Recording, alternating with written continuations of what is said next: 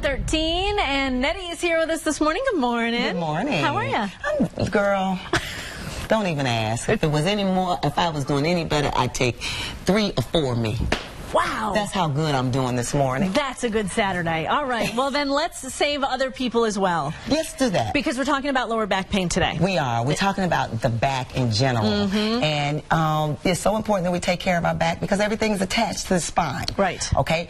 From the spine is our nerves, and that it communicates everything to the body. Well, and we think about our back being on this side, but we have to worry about this side to take care of our back. We're talking about the core and the core and the core, and most people think that the core is just the front. Well, the core extends all the way around to the back. And so we're going to do some back exercises today, not to only strengthen the back, but also to pamper the back. And that's the one thing we fail to do in most cases. And it is the #1 complaint among Americans, lower back pain. So I'm going to show you how to release some of that muscle tension and get it on. So I have Eric and Jennifer with me today. And we're going to start with Jennifer, who's going to do some just rotations back and forth. Pull your knees into your chest and just warm up that spine by lying on the back and just going back and forth. You can even do this in the bed right now. Ooh. Hint, hint.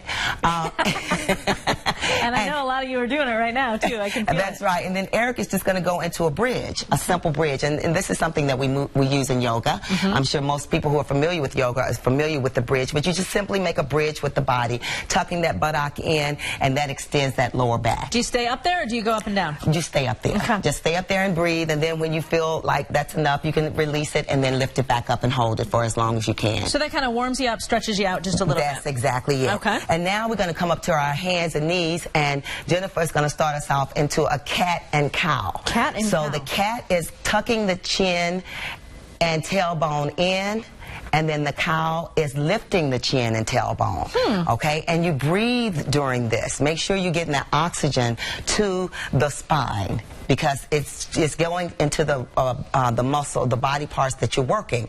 And in this case, it is the spine. So make sure you're breathing. And then Eric is going to go into a spinal balance. So keeping that spine in a straight line, extending the opposite arm and leg, and then reversing just back and forth. These are Both of those are warming up and the spine. You all at home truly could be doing this right now with Eric and Jennifer. I totally agree. And me, I'm doing it too. You're not doing nothing. You're talking.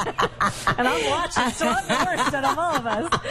I want to be like you when I grow up. Okay, while they still working, right? Yeah, exactly. Yeah. Okay, now we're going into some floor work. This is actual work for the spine. So Jennifer's going to start us off into what I call chin-ups. Tuck the toes all the way into the floor. Keep them on the floor. And then take those hands underneath the chin, lift it all up. And as you can see, she's working her lower back. The problem area for so many people. Oh, yeah, that pain. It's something else. If you've ever had back pain, you don't want back pain. It is, everything hurts. You can't do anything hardly. Yes, and then Eric is going to go into our infamous planks.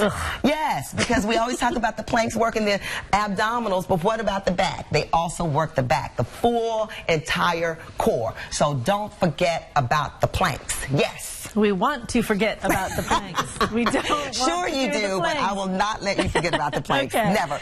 Okay, now we're going to actually bring it up and do more work now for the upper back and the middle back. Jennifer's going to start us off with some flies. So just bending over, tucking those elbows into the waist and fly those arms open. So I'm going to show you right here how she's working her middle back. See the squeeze? Right there. Yes.